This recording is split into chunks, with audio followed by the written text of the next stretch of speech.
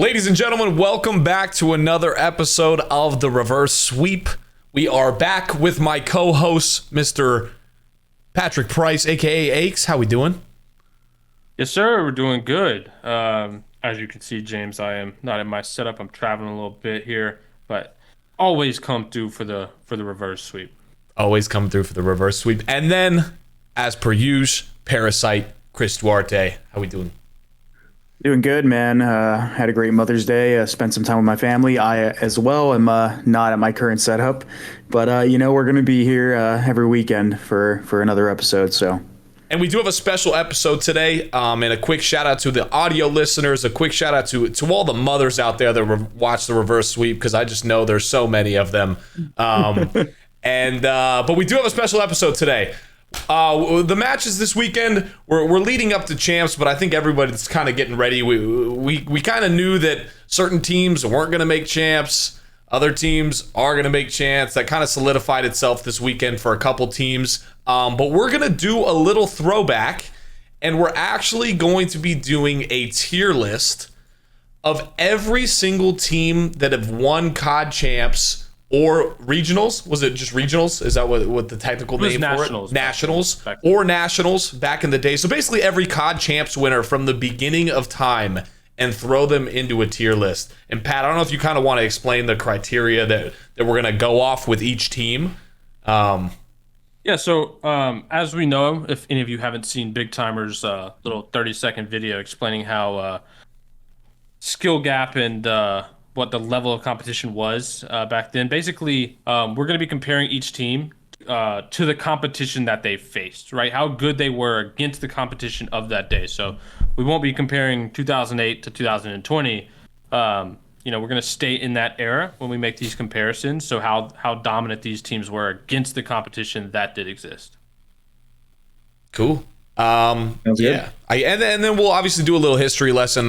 Some of these teams I don't even know that much on from back in the day, and then I don't know that we'll necessarily even, like, it'll probably be a very top heavy graph. Obviously, all these teams won champs in their respective years, so none of them were like D tier teams, but we'll play it out and see how it goes. So I guess we'll start with Fear. you want to start first, Pat, or should I? Throw the roster out there first, I guess. Yeah, for I'll each throw of the these. roster. So this Team Fear roster that won 2008 national championships in, I believe it was Las Vegas. It's Moho, of course, Assassin, Choppy, and Pac-Man, who I definitely know. You know, some of these watchers definitely know who Pac-Man is. So, Chris, I'm gonna go ahead and say, man, this team was a force back in the day. I think everyone wanted to be on Fear. They had a ton of roster iterations where a ton of people were on Fear. So in 2008, I think they smoked Envy in the final, if I remember.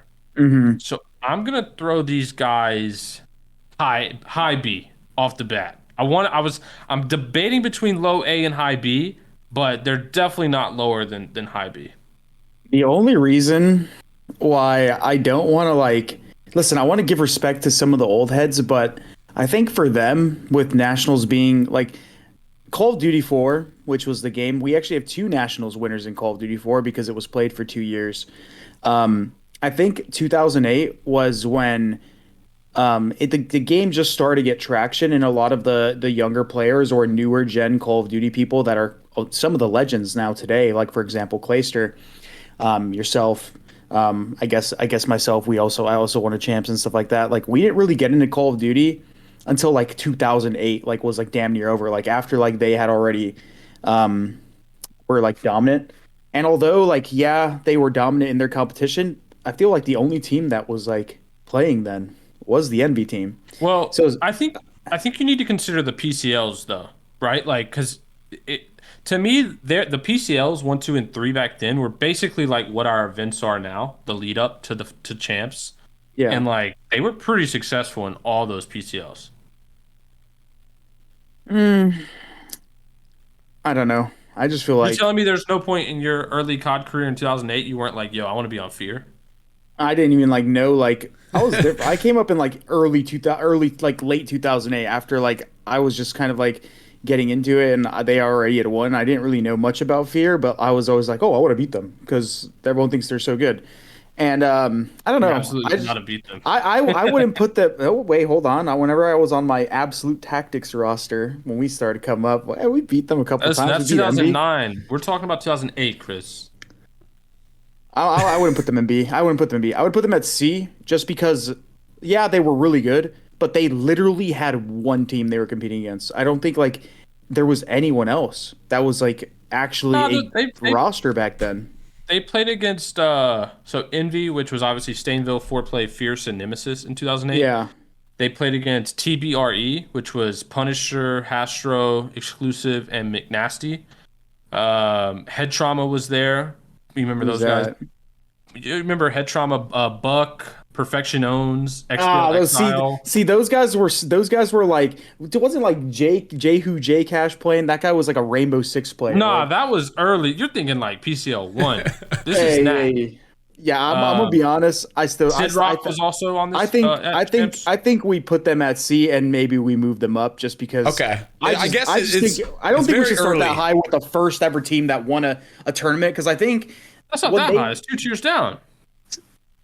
well, it's wait. You said you put them in. You said B. No, you said B, high yeah, B. there's S, A, and B. Yeah, it's a Yeah, I would put them at. I would put them at C just because like they won in an era where basically no one really knew about COD at all yet. I feel like these guys were like cap. That's cap. People were Bro. playing PCLs in 2008, bro. I was playing PCLs. I was teaming All right, with Fatalize. We'll go very top of C, and with the possibility of moving around as these teams fill out a little bit, because I have no idea what the direction of this whole tier list is going to go in. yeah. But IXI. This team I would put in at least B. This team. So for those of you guys that don't know anything about Xtravagant, I'm more familiar with this team just because this was an area where I was competing. I couldn't really play at like the whole national stuff. I was like, I didn't really like have a team. I was underage, like, but I knew everyone. I played in all the online stuff. This team consisted of Dodgers, Sharp, Rambo, and Big Timer. Sharp, as some of you newer like Gen players maybe know him. If you followed the later stages of his career, he was on like Team Caliber before they rebranded and started winning with like Kenny and Chino back in World War II.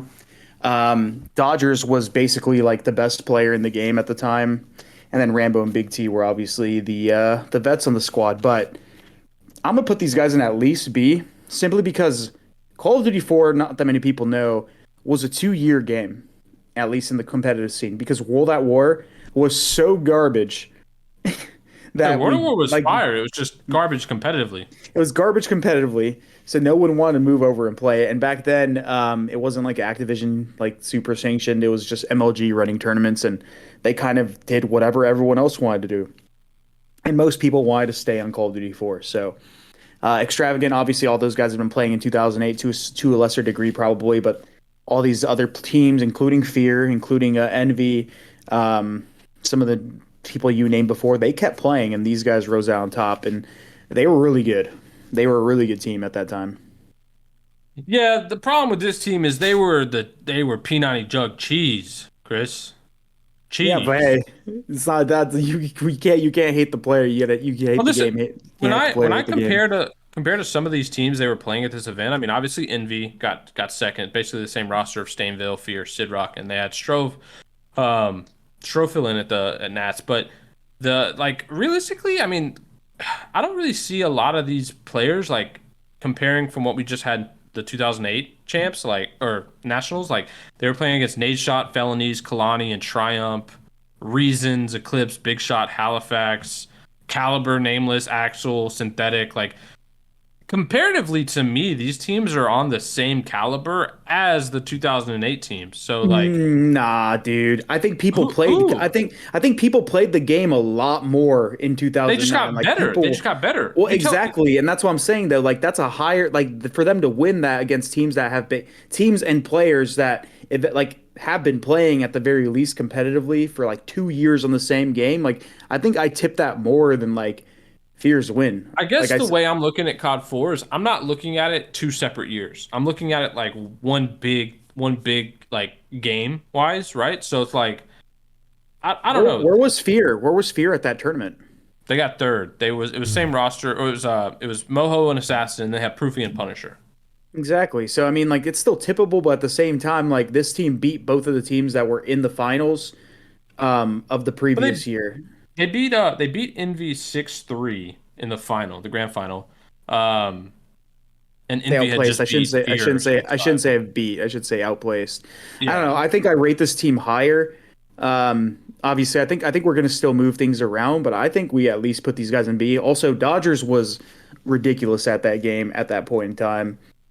Towards the tail end of the year, yeah, they were abusing, the whole P90 jug, whatever, the just juggernaut stuff. Like I think that was a very 2009-esque meta where people were starting to use juggernaut a lot more because people valued survivability. Jug, yeah, people valued the survivability, and the shitty net code didn't really do anybody any favor. So people would just eat bullets, or you would ghost the bullets.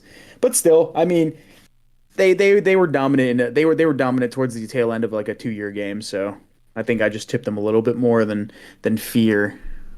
Listen, I don't think we could put them in B. I think top of C. I think they're above Fear.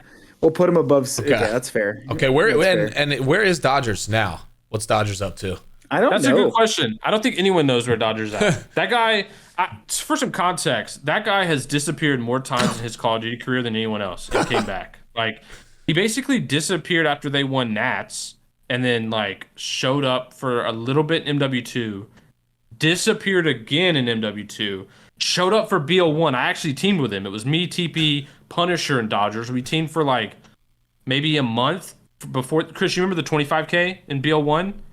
Like that was my memory's a little fuzzy. That was the event, the online $25,000 tournament before Dallas. That was my roster for that 25K tournament, and then Dodgers disappeared randomly. Didn't say anything to anyone, just quit. And then we obviously dropped Pun and picked up Scump and Bobby and Fears, which led to me picking up Seth. Yeah.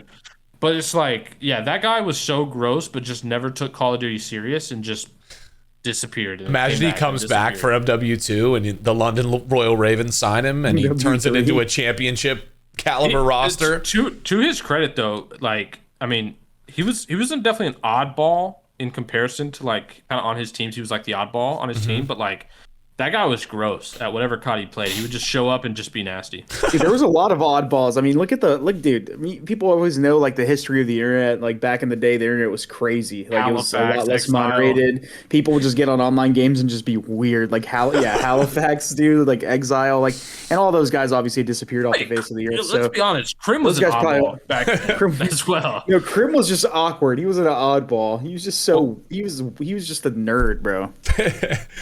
All right. He was a nerd. On to the next. Influence. I don't know as much about this team as maybe you did, Pat, because some people won't know, like, the history of the Call of Duty stuff is most of the teams that we all played on Xbox.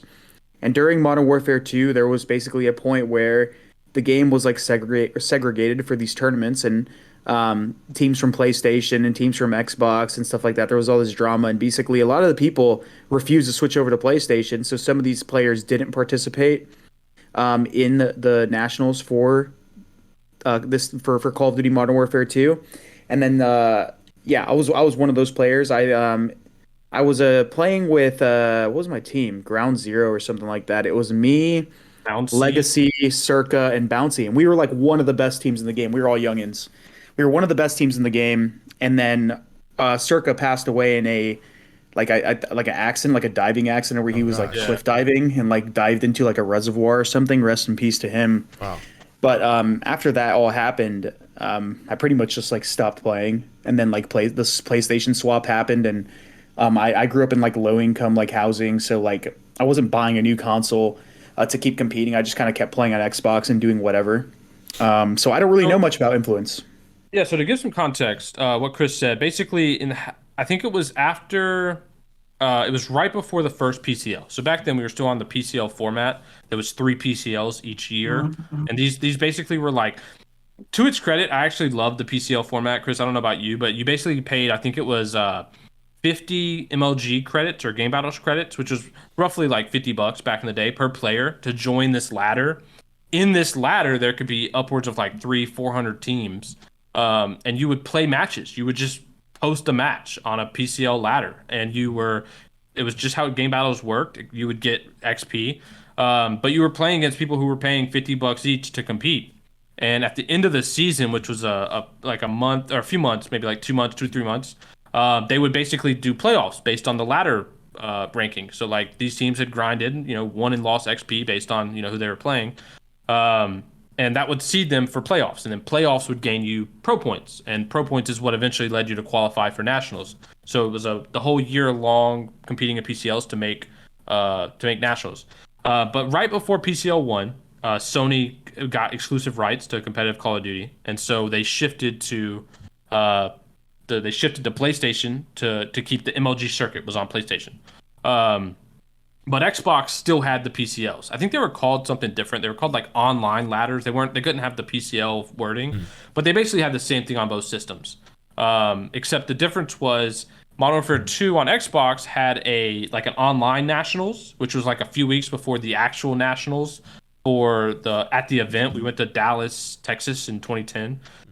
Anyway, Influence was a group of guys who were always on PlayStation. They were just like the PlayStation competing the whole time on PlayStation, never on Xbox. And all the main competition was on Xbox at the time. So basically the players who switched over, the ones who, like Chris said, like could afford to get the consoles and wanted to really pursue this. That was obviously like Rambo's team, my team with TP. There's a handful of other teams who made that switch. This is also at the time where I mentioned before when Dodgers quit. It was like the same thing. When the shift happened, like a bunch of players just kind of disappeared. Crimsix, a part of that. Pac-Man. There was a ton of people. Pac-Man went to play Halo. Anyway, Influence was just always on. Also went to play Halo. Yeah. But Influence was always on PlayStation. They were just like the PlayStation dominant team playing on the ladders and with tournaments and whatever. It was Pluto. There was a few rosters, but it ended up being Pluto, Mutation, Brim Laden, and a guy named Terror. Brim Laden, I think, was basically like the first version of Mir that we saw. He was an SMG who was just like, he had such an unorthodox playstyle that was just like so annoying to deal with on the map. And they were really good. They actually ended up beating my team, which was me, TP, Juggernometry, and Miles at the final event of the year. Nationals. We got second, they got first. I'm thinking back, the prize pool dude was $12,000 for a whole team winning nationals back then. So like you're comparing what Champs is today at like $1 million. And that's crazy. They're playing bounty matches that are $10,000. Yeah, it's actually crazy to me, Pat. Like you were playing with Juggernometry and Miles. I'm pretty sure those guys were just PlayStation kids. Like there were so many people that like Juggy wasn't, Miles was. But Juggy switched over, yeah, because I played with Juggy on Xbox as well for one of the PCs. Yeah, I'm just like, dude, holy shit, dude, so many people got left behind. You had to pick up a PlayStation kid.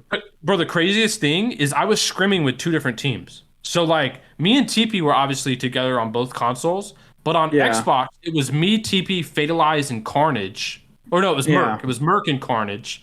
And then on PlayStation, my roster was me, TP, Miles, and Juggernometry. So I was literally playing on different platforms, scrimming different, like, you know what I mean, going back and forth because you wanted to make the most money as possible. I ended up getting second in both the online Nats and the real Nats, but yeah, it was 2010 was wild with that because you basically divided the communities, and you were literally playing with different rosters. Like I was scrimming one day with my Xbox team and another with my PS3 team. So. But anyway, these guys were gross. They played pretty fundamentally strong. They basically like were really good at getting, if you guys played Modern Warfare 2, like setting up the spawn traps and just like making the game as hard as possible. They were also West Coast players, which Chris, I'm sure you remember back then, like the West Coast versus East Coast online battles were a nightmare. Mm-hmm. And West Coast players, I will always say it, were like the most structured players, and it's because most of the time the East Coast was like the dominant like people that like they played the most. Like they had the most amount of East Coast players. So when playing online matches or tournaments or even scrims, like for the most part, you always played on the East Coast shit. So except when you were host fucking as a West Coast team. Well, yeah, exactly. When you would actually get the host advantage. But I'm talking about in like practice. So everyone was just like, oh, dude, like to compensate for the fact that you would play on the East Coast so much, you just had to play like a bitch. You had to play. And back then that was like, you would camp, you would I mean, hide in TP corners, you would play off angles, you Yeah. you would just play like a TP is nerd. one of the best examples, right? Like people talked about like TP's playstyle, like the bot walk and like the L trigger, like that was how TP played online, and he just never switched because it was what worked for him. Yeah, and it was West Coast. Yeah, so this roster was really good. They were good at search, pretty well rounded. Comparatively, I wouldn't throw them in like a high dominance just because online and yeah, there's the East Coast West Coast stuff, but like these guys weren't the favorites to win the event. They got we actually, when I was on AOX with Clayster and Croster and Sin, I think we beat them in PCL 2. I don't know where they got in PCL 3 because IXI won that one. IXI was actually the favorites to win Model for 2 Nats. Okay.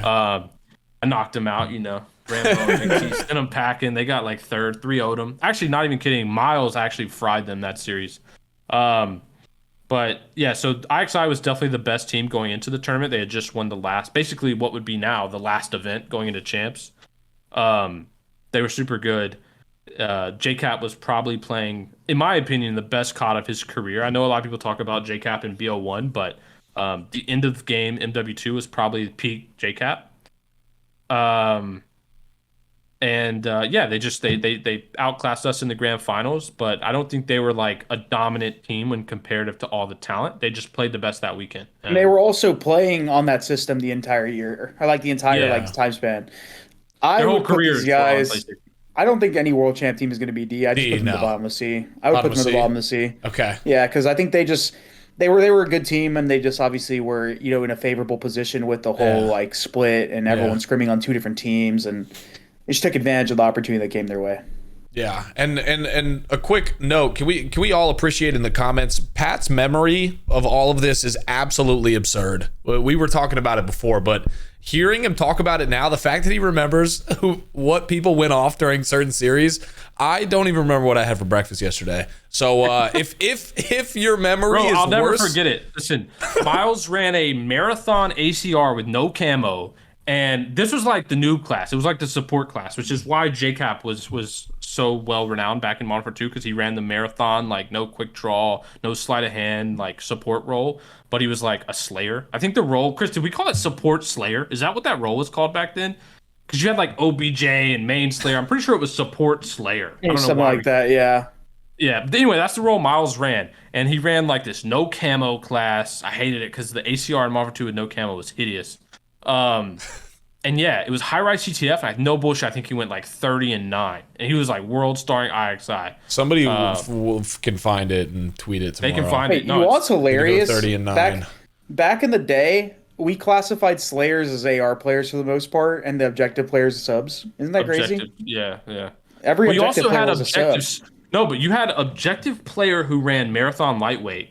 Then you had objective slayer who ran marathon stopping power. Then you had the slayer on the team who ran like sleight of hand ACR, and then you had the support slayer who ran a marathon either from Moss or ACR. Yeah, the same. It was wild. But that was because we had the perk system, which like honestly classified players into roles. Like because in the objective modes, every player like think about it, like demo. If you got bombed down on scrap demo, you would pull out like a marathon lightweight class to get a nade off before the bomb was defused or whatever. But there was like true roles back in those games. That just doesn't really exist nowadays. Everyone's got to run basically the same role, and everyone runs the same perks. Yeah, it's crazy. Now the last team before I think a lot of people will start to started watching competitive Call of Duty and are probably most familiar with. So we have Nex-TT-hreat. How are we feeling about Nex-TT-hreat? I'll give a little context first, because Chris, I'm sure you remember as well. So this was Black Ops 1. This team was Sensor, Vengeance, Virus, and Mutation. So Mutation obviously was on the Influence team, who had just won Nats the previous year. In Black Ops 1, this is the one event that kind of has an asterisk to me for the Nationals, and it's only because of this. There was 6 events on the pro circuit. Black Ops 1 was the first year the game got on the pro circuit and went to events throughout the year. It was Dallas, Columbus, Anaheim, Raleigh, Orlando. And then Champs was Providence, Rhode Island, or Nationals. But the weird thing about it was the Nationals events in Rhode Island was like in the very end of November. And if you guys remember how the COD cycle was, the Call of Duties always came out in the very beginning of November, right? It was like always the first Friday. And so Modern Warfare 3 had actually been out for about 3.5 weeks, close to a month, before this Rhode Island Nationals event. And so the issue happened where basically throughout the whole year, you kind of had the best teams. It was my team on Quantic Leverage. It My was team. Your team. Collapse. It was Fear, and it was OpTic, which was like Ray, Big Time, Yeah. Merc, and Jacob. Those were like the four best teams of the year. Envy was then up Next there Threat- too towards the end. They were it Yeah. was like Dito, Stainville, Nato, and Liar. They got good when they dropped At the end of the year. Castro. They got good Yeah, it when was they at the end of the year with Liar. Yeah. And so Next Threat was on Quantic with us. Like Quantic signed 2 teams that year. It was Quantic Leverage and Quantic Next Threat. And like there was like a big brother, little brother kind of rivalry between us at the time, where like they were kind of like the little brothers. It was the roster was Censor, Vengeance, Mutation, and Virus, and like these guys were all good players. Should have called But in Doug for this. They were like basically a 5th, 6th team. That's like what they averaged throughout the year. They didn't really break into the grand finals. They didn't really get into the top 4, but they were good enough to beat teams, right? It was just kind of where they fall. But at the end of the year, like I said, half the team split and like just started grinding MW3 because it was the new game, the cool thing to do, the kickoff tournaments and stuff like that. But Envy and Next Threat stayed on BO1, like stayed true to that last 4 weeks of grinding, and it was tough, right? Scrimming that while wanting to play the new game. Chris, I'm not sure what your team. I don't remember if I could be honest. I think I want to say we kept playing just because we got a good placement. I think we got 4th at Nats, so I'm assuming we were one of the teams that kept playing for Nats. So we go to the event. It's in Providence, Rhode Island, and Doug actually beats me. I think he knocked me out because my team got 5th, I think, at Nats. So they knocked us out. But they made a good run. They were dominant. I will say that event, Virus probably played the best COD of his life. I do remember this. Yeah, and he was Doug absurd. Doug will always give him credit for this. Vengeance, that whole team was gross. Vengeance and Mutation. They played a super annoying style. Like Mutation was the campiest Call of Duty player that's probably ever existed. Like they would get a lead in CTF, and Mutation would not leave the back of his spawn, and he would play like an annoying person to deal with. They were And also just really good at search. Yeah. And so anyway, they knocked us out, and then they ended up beating Envy in the final. I'm pretty sure that final was crazy. Like that, wasn't that final close? I'm actually They beat curious. Envy in the finals? Yeah, that was who they beat in finals. Pretty sure we lose to Envy to get top 4? We might have, because I'm pretty sure we beat Xtravagant. We knocked out Xtravagant. And I had a feeling we beat Envy, but lost to like OpTic, and then like we just got limbed after that. I can't remember who I lost to. We might have lost to Envy. While Pat's looking, if you're in the middle of the episode right now, make sure you guys are subscribed. Hit the sub button. And just do it for Pat's memory. No other reason. All right, here's how winner bracket went, Chris. In the round 5, which I think was like winner semis, it was my team versus Next Threat and OpTic versus IXI. IXI was like basically when Rambo got dropped off OpTic, he created IXI with it was Arma, Bobby, Revan, and Bobby. Arma and Revan. Yeah. So I'm looking for your team. Collapse. Will you guys collapse at this event? I think so. Yeah, we got 4th. No, you were Apex collapse. Apex collapse. Yeah. So you guys ran through the winner bracket, and then we 3-0'd you and dropped you into losers, and then you made a loser run all the way out, and then you beat basically a lot of teams. You beat Juked, Fear, IXI, and eventually fell to Envy.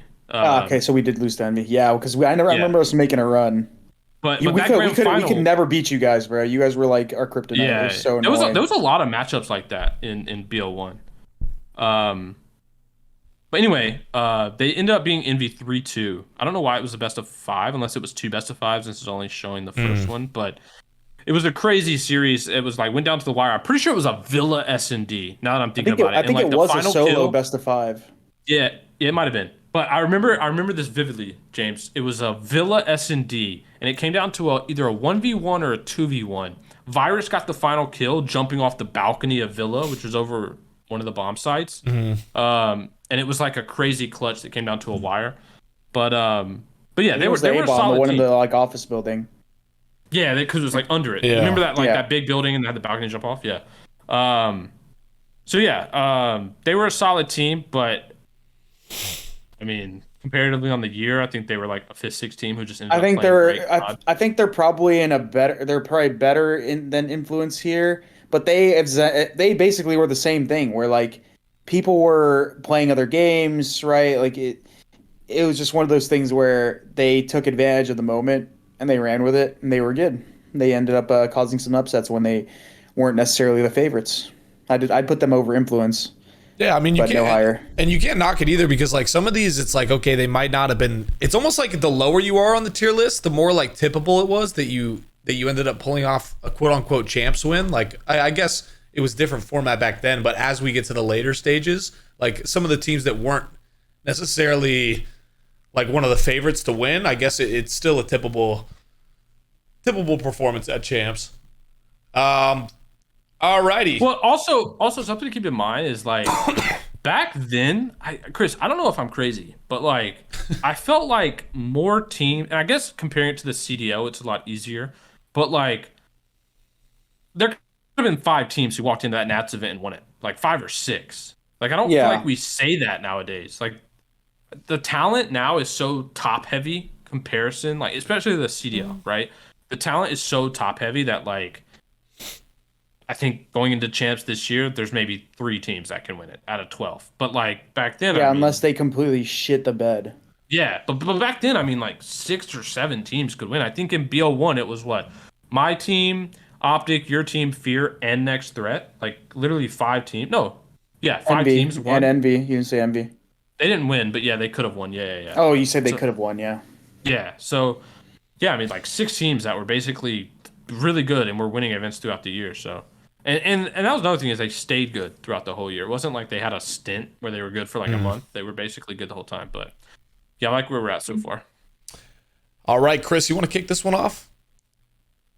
Fariko Impact. The way this team formed was actually hilarious.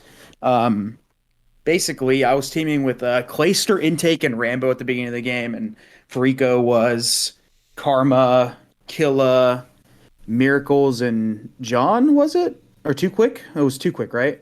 Yeah. Karma, Too Quick, Miracles, and... No, it wasn't Miracles. It was Karma, Too Quick, Killa, and John. That was their team. That was it. You're right, because Mira's playing with Twisted Method. Prisma. Yeah, Twisted. Yeah.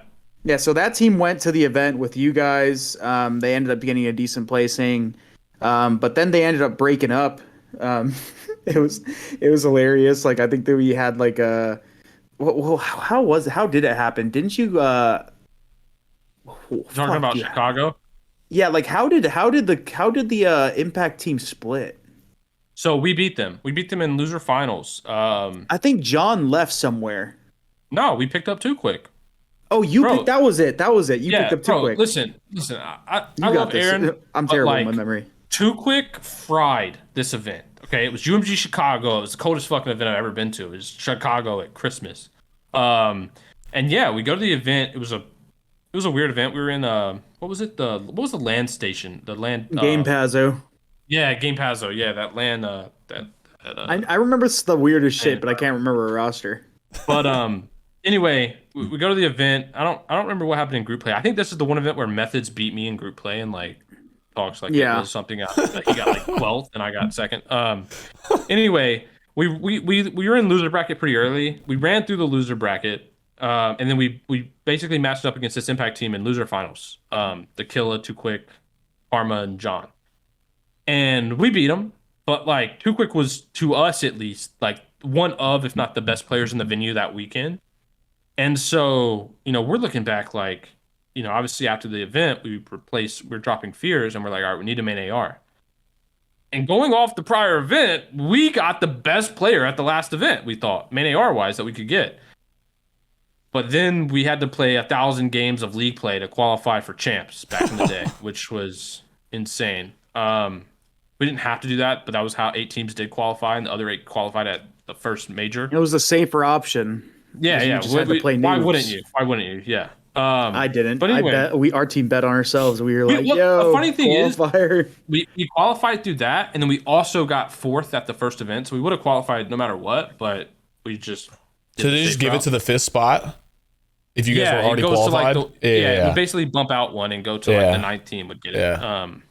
But yeah, we picked up 2Quick because he was the best player. Like, he was dominant that whole weekend. We ended up losing that tournament to OpTic. Obviously, we won the map count.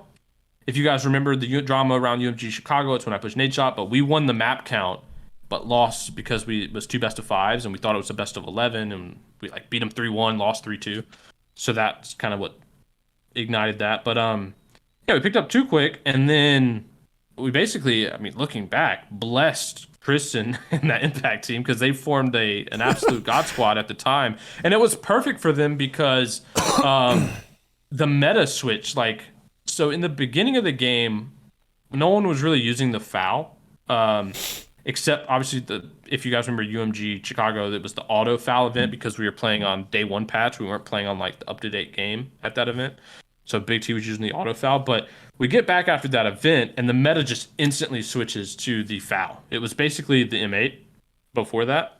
Some people were using the auto M8 actually. But yeah, it instant switches to the foul. Chris forms that squad with Mir, Killa, and Karma, and they were absolutely gross. In that I mean, they were just unstoppable in that meta. Chris was probably the best foul player, and it was such a pivotal role at the time. Like, bro, the SMG. The thing is, though, Pat, I was scrimming with them. We had a team. It was me, Karma, 2Quick, and Killa, I think. And we were scrimming. And then all of a sudden, 2Quick, mid-scrim, leaves. He sketches on us. Yeah, it was like a week after that event, like when we made that change. Yeah, we were that happened, and then all of a sudden he sketches on us, and we were like, "Who the fuck do we play with?" and then we ended up picking up Miracles, and we just started scrimming the next day. It was the funniest shit. And I think I was running a sub at the time with them, and I ended up switching to an AR because I was always one of those players growing in my career, like the early stages, where I would run whatever somebody else didn't want to run, and I was looked at as a pretty good player after my come up in Modern Warfare 3, which we didn't really touch on Modern Warfare 3, but I guess that Nats was the EGL tournament at the end of the year where all the good EU teams and pretty good NA teams went. But that's where I got my come up, was Modern Warfare 3, because I was one of the players that kept grinding when Call of Duty didn't support LAN events for Modern Warfare 3 because the game didn't have a LAN system in the game. Shout out Infinity Ward. MLG just pulled out. Like, isn't that the game where like people talk about Scump like that was Scump's like best game? Because they went over to Europe and just world starred everybody. Wait, they were gross, but we were their only NA competition. It was like me, Nameless, Dito, and Liar. It wasn't that you were the only NA competition. You were the only other NA team. Any other NA players that played, they were just not as good as us though. We were the only people that were as good as they were. It's because you guys signed with Apex, right? Like that Apex was the only org that was like bringing in towards the end of the year, yeah. And then Apex, and then after Envy picked me up, I was playing with like Dito, Twiz, and like I don't even remember who I went. Proofy maybe that, it was you, Nameless, Liar, and Dito, and then Dito, yeah. But anyways, forget about Modern Warfare 3. But that's where I got my come up, and then eventually, like I met Karma and those guys through Modern Warfare 3, and that's how I got on that roster. But just so, because we're just rambling at this point, just talking about Call of Duty history, I'm gonna be selfish here. I'm gonna put ourselves in S, just because during that time period leading up to Champs, I don't think anyone fucked with us in terms of like how good we were, especially at Hardpoint. I think we were one of the teams that obviously grinded earlier because I think some people were still in school and stuff like that, and we were kind of all just like immediately all into Call of Duty. So we definitely put in the most time, but I think we pioneered the game mode Hardpoint. I think we were the first team to start like rotating around and having the whole anchor role, which eventually became like kind of like a niche, but now everyone just does everything, but it's the same concept as it is nowadays. Some of the concepts that we came up with and started were the concepts that everyone tried to copy, Pat included. He just out-talented us at the end of the days, and people on our team stopped caring. And then those concepts still carry over to these new CODs. They literally haven't changed. So I think for us being the pioneers, and at least during that time period of the 4 events straight, or 4 events, we were literally like the best team at that point in time. Well, James, I'm going to bring Haggy back down to earth really quick. Listen, they went game 11, round 11 or round 10 on a meltdown S&D. They were 1v1 away from probably would have been one of the craziest grand finals at COD Champs ever, if it's not already. But yeah, I mean, look, this team was very good. I still think to this day, and I wish we didn't pick up too quick. I wish we picked up anyone else, because I think the battles that us on Complexity would have had with Impact would have been like just Titans if we would have made a roster change that wasn't too quick. I remember we played you guys at the event with Too Quick, and we slammed you guys. You didn't slam us. You won 3-1. I'm pretty sure I dropped a 16 bomb on your fourth head with Fargo S&D. That map was cheese, but that map was actually good. I did not mind it. Let's keep in mind though, and this is the one problem I have. Black Ops 2 still to this day is probably the best competitive Call of Duty we've ever had. But I will fault and I love these guys to this day, but I will fault the Treyarch team, because this was the year when they were really trying to push us getting more of the game into competitive, which is totally fine. I think should have happened. That was obviously score streaks were a big part of that. But due to this, we played with a lot of cheesy things in the beginning of Black Ops 2. There was like MMS sites. There was the sensor grenades. There was the turret was allowed as a kill streak. There was a few other kill streaks that were allowed that eventually got banned. Obviously, the foul. Rule set wise, we were probably a little behind, and this is the one thing I hate about Black Ops 2 is that we took too long to get to the right rule set. Basically, Anaheim, the gap between Champs and Anaheim is really where like all players got together and we nailed down a rule set that was super competitive, which was like the no turret, the no MMS, the no thermal LMGs, the no foul. MMS was still used, I think. I feel like Theory used it like late in the game's lifespan after Champs, or my friend. He might have, but it was GA'd because we made sure to take it out. Because that MMS, Gotcha. bro, do you remember standoff S&D? You were basically able to sit in the A-bomb site and just L-trigger an MMS. You know what's crazy? You know what's crazy? And you could probably go back to a lot of our VODs outside of like... Well, I guess I did use the shotgun on Hijacked, but outside of Hijacked. That was another thing, yeah. outside of Hijacked. To your point, though, going back to that, that's another good point, is we played Hijacked Hardpoint at COD Champs. We played Cargo S&D, which got removed. There was like, I think, 2 more maps. Our map set was Aftermath Search. Aftermath. Oh my God, I lost a 5-5 Aftermath because Seth came through and Too Quick got gunned. But there's a lot of things that were a little cheesy. But obviously, you can't blame Fariko for that. I mean, they were by far the best team for like 3 months or whatever, 2.5, 3 months when they had their 4P. But I just don't think they can be S when we compare to like how close teams were to them. Like they were the best. It was clear, but like I don't think anyone was close to us outside of Envy. And the only reason why Envy was round good. 11 the only reason why Envy was talent-wise, how much better you guys were than that Envy roster. Like it wasn't even close on paper. The only reason that Envy was close to us was because they were good at search, and our team was literally all just run and gun, fucking out talent people. And we weren't that good at search. Like our search KDs at that tournament were literally You hear that, pathetic. James? You heard that? They were horrible and pathetic at S&D. I don't know if that sounds like an S tier. But our hard point was literally for now we'll leave it at A. We'll renegotiate for the sake of moving forward on this. We'll renegotiate if it needs to happen. We'll put them at A for now. It's our first team that's not in C, so we'll balance out a little bit. And then we'll move on to complexity. Complexity's an S. Let you guys take this one. Complexity's an S, dude. I mean, it's Pat's team, but they were by far and away the best team.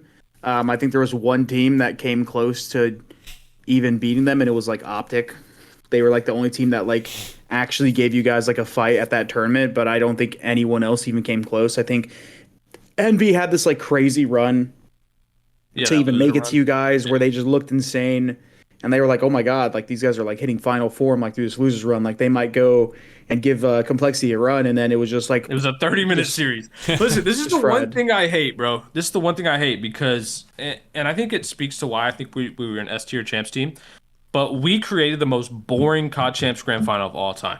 Not one map was close, and it was a 30-minute series. It was like... We fried them on Strike Zone Dom. It was like... It wasn't even close. We go into a S&D, we fry them, and then we go into a blitz, and it was over before. It was mathematically over with like 90 seconds left, and we were like basically putting our controllers down celebrating because the gap was so big. And Yeah, I mean, after we made the obviously the Clayster for Too Quick move. Yeah, for those who Ops don't 2. know, what was the roster in game? Obviously, Ghosts and Oh, right. It was me, TP, Crimsix, and Karma.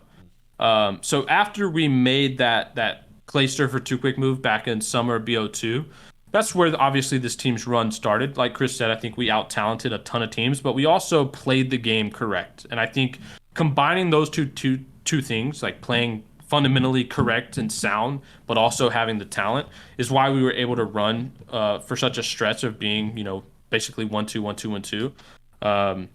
We dropped Clayster for Karma. We just felt that it was a roster move that was gonna, sustain us and keep us going at this level longer. And yeah, when we made that move, we were basically dominant. We got even better. We ended up losing to Strictly Business at the regional event. This was, I don't know why. They did this in AW as well. I still don't understand it because it didn't happen in Black Ops 2, but there was like a regional event to qualify for champs, but it had no prize pool. It really had... Seeding was kind of irrelevant because champs was a 32-team tournament, so the difference between first and 8th seed didn't really matter because you were never going to play them until you're basically top 6 or whatever. So we ended up losing, and then Strictly Business, for whatever reason, went and boot camped OpTic and I think TK and maybe one other team. And Strictly Business, in my opinion, was the second best team in Ghost. I think like going into that champs, it was like us, Strictly Business, Curse LV was pretty good, who was Chris's team. There was a couple other teams. I'm trying to think. Envy was good. They were pretty consistent. Yeah. Your team was pretty good online. Dude, I had the most unfortunate Ghost here. I literally joined OpTic and I left because we were just ass. And I went back to my old team with what were you called? Curse. And we showed up to the event and my controller breaks and I was probably our best player. And I played decent because I'm not going to just completely fall off with a new controller, but I don't feel like I played up to my standards. And obviously, the whole team just didn't play well. And we didn't qualify for champs. I didn't qualify for champs. Yeah. I literally had the most unfortunate shit happen. Yeah, at regionals. But SB. I don't know why. Listen, if any pro player is watching this, bro, never pre-LAN with any team you're better than before the last event of the year. Never do it. It's unless you're basically even. It's such a bad move, and it's what SB did, and they basically made. And TK was the other team. TK did the same thing. They basically both of those teams pre-landed with OpTic and literally made them better. I don't think you pre-land anymore better. At all. No, just because of how the online is almost the same as LAN now. It's just pointless. But they made that OpTic team infinitely better. The OpTic team was, to be honest, they were horrible before that, and they basically got a week of playing the number 2 team and the number 3 team outside of Curse LV, TK and SB. Well, because OpTic was literally only good at search. That was back when they had Nade and Bose, and who else made Bose Proof and Clay. No, was it no? That was the year that OpTic roster went through so many changes. Play Scump, Nade, and Bose, and they were only good at search. Yeah. And then they went to Scrim SB, which was arguably the best respawn team. You guys were probably the better overall team, but strictly respawn, they were probably considered the best at the time. They were dominant at Blitz. Yeah, and you just scrimmed a team that was literally better than... They taught them how to play. They taught OpTic how to play. Exactly. And with that, I think forgot how to play because SB went to the event and got last. So did TK. And OpTic got third or whatever it was. So anyway, we come to that event after getting a second at regionals, but there was no prize money, and Chris can attest to this. Prize money and pride were all you played for back in the day. When a 32 team bracket, first and second seed don't matter. It didn't change things. Yeah. Because we didn't want to give away our S&D. You're the difference between playing the 32nd seed or the fucking, you know what I mean? Who cares? And this is another thing I hate about regionals is it being so close to champs, and it's the qualifying event. You have to obviously qualify, but you don't want to give away everything that you got. If you do have, special strats or things that other people don't know, you don't want to give that away at a regional event for no money. So you could have been in regionals and grand finals testing map pool. Literally. Yeah. We had this godlike strat on Warhawk S&D, with how we place our trophies, where we threw our nades, and how we got bombed down with the smoke. And that was it was a B strat that I think had a 100% success rate at the actual champs, but we didn't do it once at the regionals event. And that's the map we ended up losing 6-4 at regionals versus SB. It was Warhawk S&D, but yeah, I mean, we went to the event, we steamrolled group play. I think we dropped one map, and it was like a freight blitz because we started trolling against this European team. I think it was Orbit. And we lost a map there, and then we went to the bracket, and we ran the bracket. I think we lost one map to... We lost one map in the bracket. I can't remember who it was to. And then we got to winter finals, and we played OpTic. And we went down 2-1, I believe. Or no, we went down... We didn't reverse sweep them. I think it was 1-1. We went down 2-1. And then TP had an absolute world star performance on Sovereign Dom to get us to game 5. I don't know what he ate that morning, but he absolutely world started them on Sovereign Dom with a MTAR. And then we go into game 5, and it was a Warhawk S&D, and we 6-0'd them. And this was one of those, like, I think Crim went like 11-0. Damon, myself, Teep, we had like all like 6. Like, it was like a master class. They couldn't get a kill. Yeah. Yeah. It was master. Every round was like a 3v1 or something maximum. So we smoked them, and then we wait for winter finals. Envy obviously wins, or loser finals. Envy wins. We play Envy, smoke shot, done in 30 minutes. And we kind of just went into that tournament knowing we were the best team. That was like the one event in my entire career that, like, going into the tournament, I knew we won it before we even got there. Like, just because our practice online was insane. We literally were like getting on days for scrims and not losing maps, and like none of them were close. And we had a 2 West, 2 East split. And so this was like the one event for us, at least, was like kind of a vengeance, or not vengeance, but a revenge event, because we lost BO2 champs, and we thought, you know, going to that, we were one of the better teams, except for when we picked up Too Quick, obviously. And then, you know, we were like, fuck, like, we missed out on the big event. And like, keep in mind, the prize pool difference between regular events and champs back in 2013 and 2014 was insane. Like, it was comparing like money that like helped you out versus like life-changing money. That's what COD Champs was back in the day. And I think, you know, that was a big testament for us. Is like, that was the event we had to win. Like, none of the finals we made, I think we made like 10 out of 11 grand finals. Like, none of it would have mattered at that point if we lost champs. And so, yeah, I mean, we went in there. I think we went 24-4 map count. We didn't lose a single domination game. We lost 2 blitzes and I think 1 S&D. So we were on another level that weekend for sure. Yep. And an S tier, the first S tier champs team. On to Denial Esports. God, these guys. I'm gonna be honest. This could be bias, but I think I put these guys in B simply because I don't think these guys were dominant. I think they were good towards the tail end whenever they were about to win, because they did win regionals, or they got second at regionals. They got second at regionals. Yeah. But Chris, we would have beat them, man. Listen. They had a relatively easy bracket. I think Denial ended up playing OpTic in round 1 because Prophecy upset. I think. Wait, no, was it Prophecy that upset OpTic in groups, or was it Denial that upset? How did it work? Because I remember I had this whole thing where OpTic ended up getting upset by somebody in groups, which ended up putting them in like our side of the bracket, which ended us making us eliminate them. How did it go? Was it that Denial upset OpTic in pools, or was it Prophecy that upset somebody in pools? There was some weird shit that happened. There was an upset that changed the way this tournament went completely. No, what happened was OpTic got, or one of those teams got upset, and OpTic played Denial round 1. That's what happened. That was what it was. OpTic I think played Denial round 1 in the bracket, which was massive, and so they instantly knocked OpTic to OpTic losers. down, right? Yeah. So they played. So they basically beat OpTic, and then after that, they just played no one except for obviously the team they played twice in the grand finals, in winners finals. Yeah, Denial played basically no one.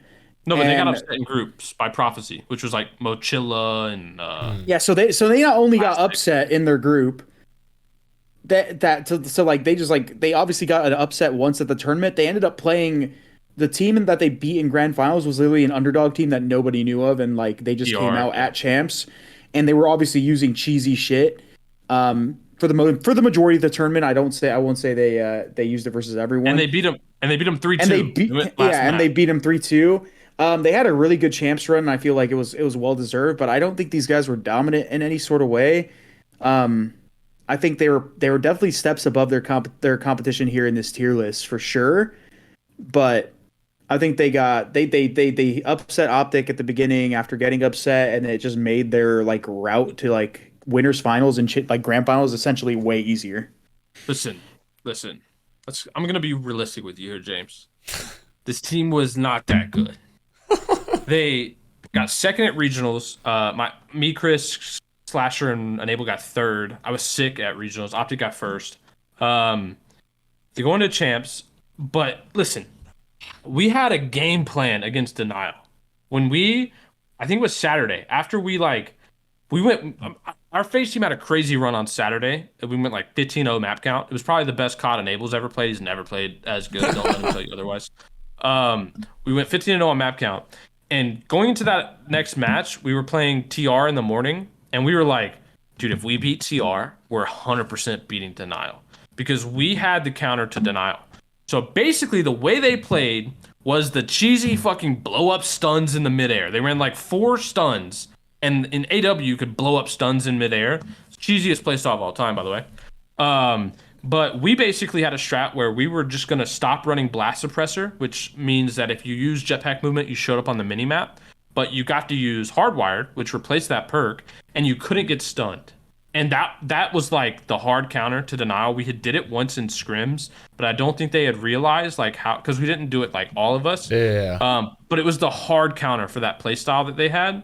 And it only would work if we all took it off, because maybe if one person was like a blip on the radar hitting a flank, it wouldn't matter. But if they seen all of us literally just like, and it was mixy, running around AW Hardpoint was mixy as fuck, so it wouldn't matter.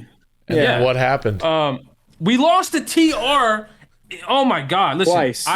Listen. This is like the one time that Chris, I absolutely hate you. So we sit down against TR. And I don't know how, James, I convinced these guys. I was in the booth with them. We were talking about, like, back then we had a lot of GAs in AW, and I convinced them. I'm like, yo, let's do hardcore, the normal GAs, which meant no shotguns, no IMR, no LMG. There was a bunch of cheesy weapons that TR was godlike with. They had Nagafin, who ran the IMR and the LMG, and they had Naga, or Aqua, who did the same thing. Yeah. Bro, there was so many cheesy things. James, I got them. They were like, all right, fine, yeah, we'll do GAs. I get back to the booth. I'm bringing the best news ever to the team. I'm like, guys, they said all the GAs. We're good. Like, let's go. Chris looks at me. It's Biolab Hardpoint game 1. Chris looks at me.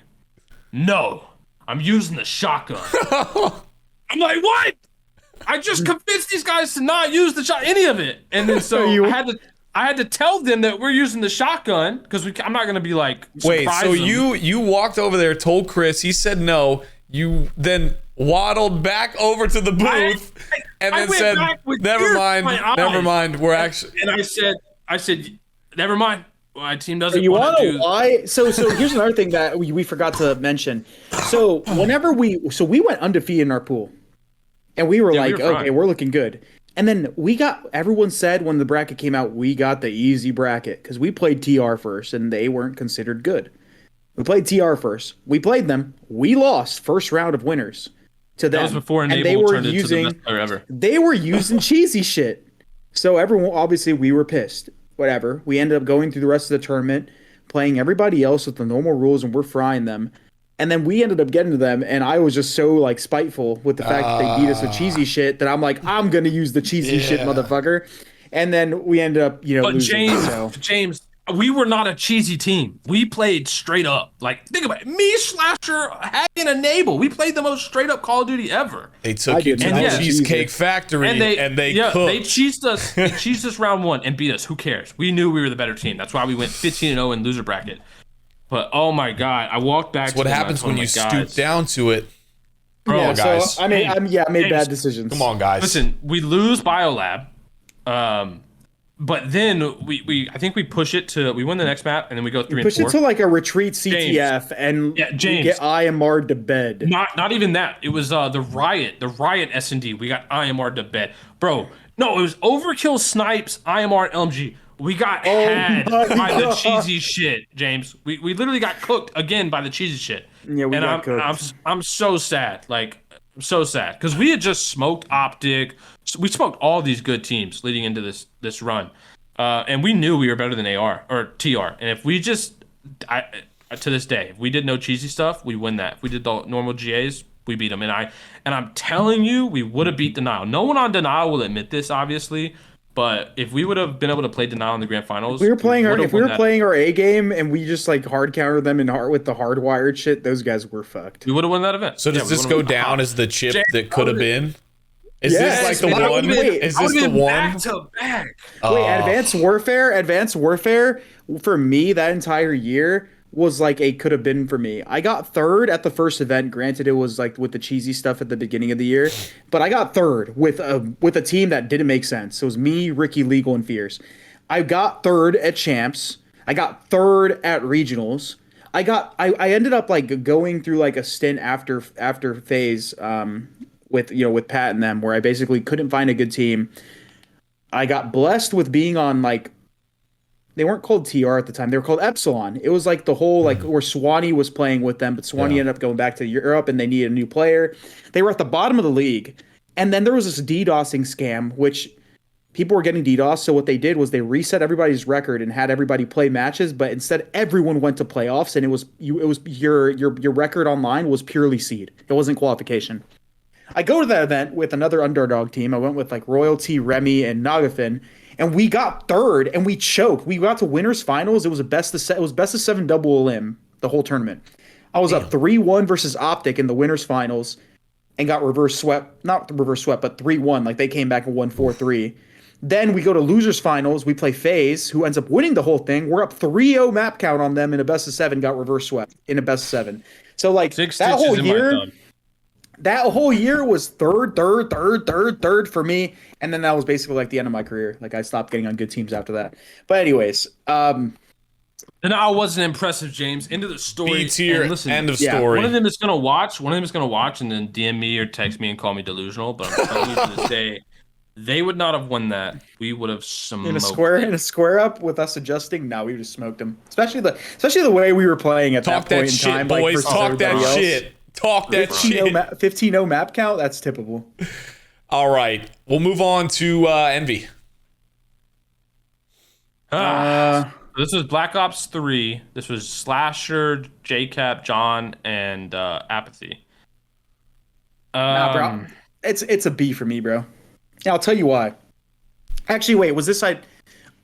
No, it was IW where they got it was IW where they got better at the end of the year. Never mind. So I don't remember their year in BO3. What was their year like? So the roster was me, TP, JCap, and Slasher. That's what started out Envy in Black Ops 3. And we were actually really good. People don't remember this, but this was the year that ESL took over. And this was the one year where like you basically didn't have an event until April. So the game came out in November like 8th, whatever, when COD comes out. The first event was mid-April. And there was the qualifying tournament, right? To determine the teams that were going to be in the Pro League. It was in Burbank at the ESL stuff. Basically, we went in this event. We fried. I'm not gonna lie, James. I'm gonna give myself a little credit. I was probably the best player in that venue. I dropped raps on methods. I had like a 1.5 at that tournament. Only played like 3 matches or whatever. Anyway, we go back and it was online only ladder, like an online league was what it was. It was just matches that you played, and it was like every other week, and it was streamed and whatever. We started out with like an 11-0 record, and we were frying. And then it got to the point where like we started having some internal stuff. This is where like you see the clips of like me and Slasher arguing. Basically, there was like some role issues. The meta had changed. The VMP got super buffed in the beginning of BO3. There was like a Totino's event, which was ridiculous. BO3 was a tragic story. There was a Totino's event after the qualifier, which was kind of a Fugaze event. And then we went to UMG South Carolina, which was another Fugaze event because basically people got there on a Thursday, but all the matches happened on a Sunday because if you don't remember, this is before we used the Chronuses to avoid the Bluetooth delay. And so you would sit down at this LAN. This was like when PS4 just came out. BO3 was the first game on PS4. And your controller was doing shit that you weren't controlling. Like, because there was so much Bluetooth lag. And so the event got super pushed. It was a horrible year for competitive up until like the summertime. Anyway, so much turmoil and drama. I ended up getting benched for Havoc, and then they got world starred in the online match, like bad. I think they got 1v4'd by Naga to like get eliminated out of an online match.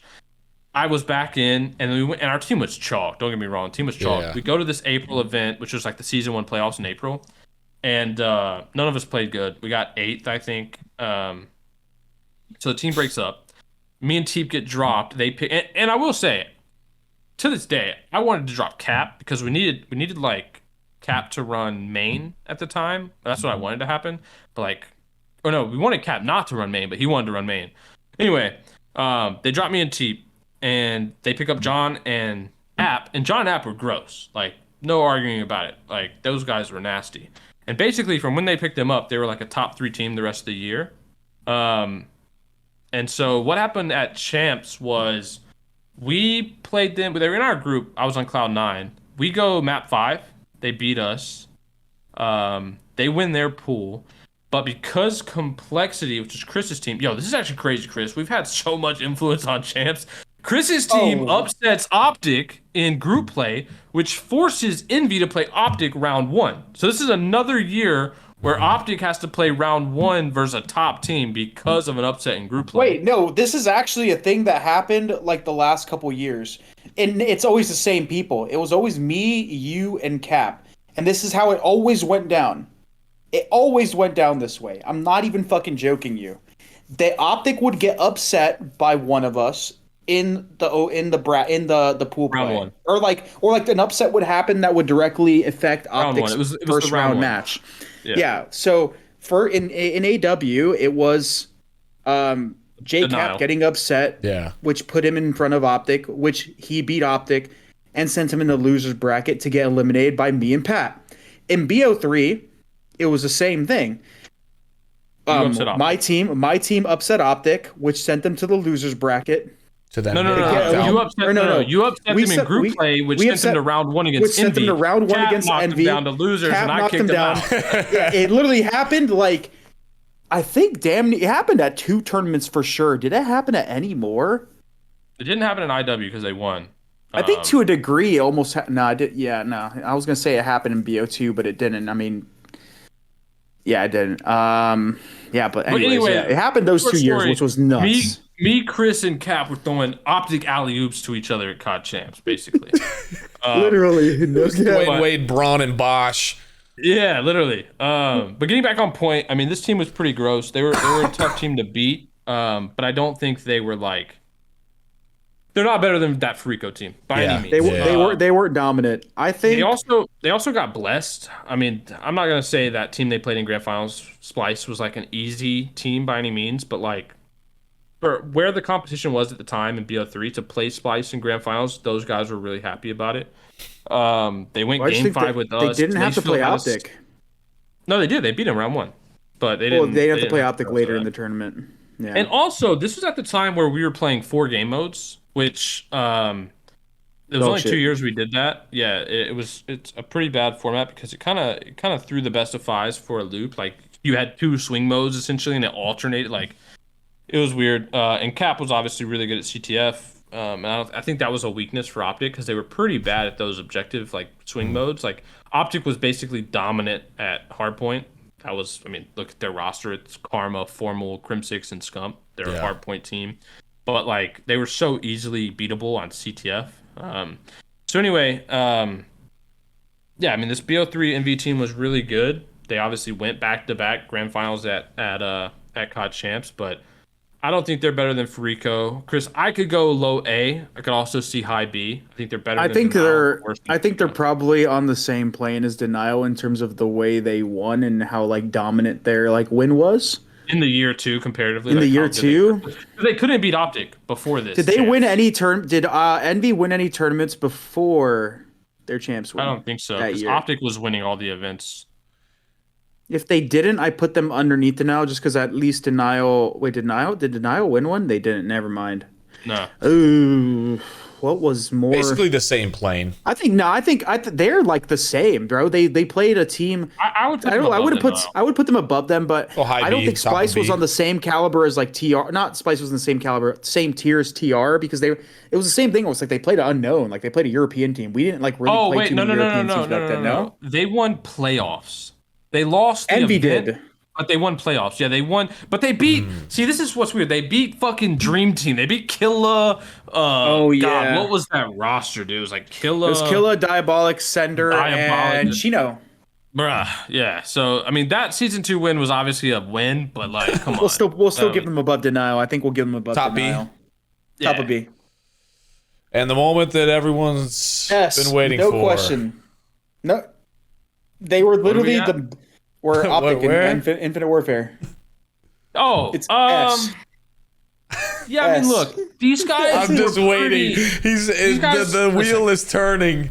Let's keep something in mind.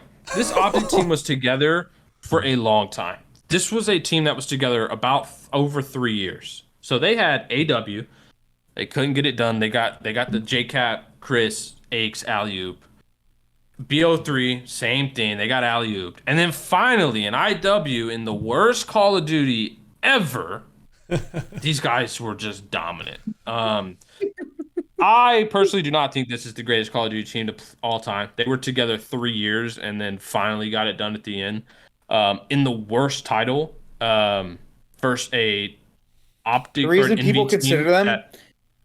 The reason people consider them the greatest of all time was because of how much longevity and success they had. Well, but when the you thing have is, four players like that stick together for 3 years on the biggest, it's gonna happen. Like I feel like if your team it's the same thing with Simp, aBeZy, and Cellium. Like those guys, it's just how it works. But that's the thing though. If you have all the talent and you have the backing to keep all the talent, it's gonna happen.